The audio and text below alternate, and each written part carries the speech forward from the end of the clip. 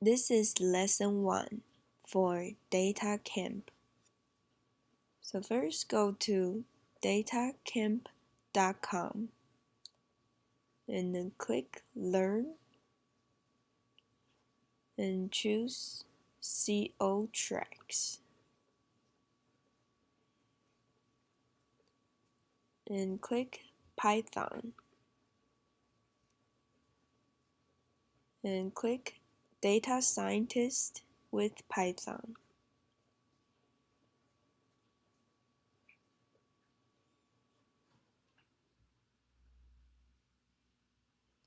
And click the course that you want to take.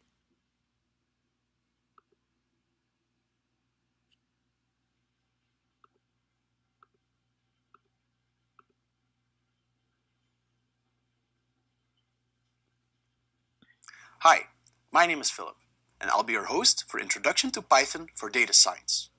It's a long name, but that's to stress something. This is not just another Python tutorial. Instead, the focus will be on Python specifically for data science. By the end of this course, you'll know about powerful ways to store and manipulate data and to deploy cool data science tools for your own analyses. You will learn Python for data science through video lessons, like this one, and interactive exercises. You get your own Python session where you can experiment and try to come up with the correct code to solve the instructions. You're learning by doing, while receiving customized and instant feedback on your work. Python was conceived by Guido Varelson.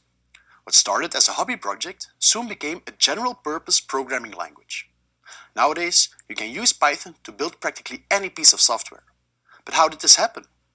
Well, first of all, Python is open source. It's free to use. Second, it's very easy to build packages in Python, which is code that you can share with other people to solve specific problems. Throughout time, more and more of these packages specifically for data science have been developed.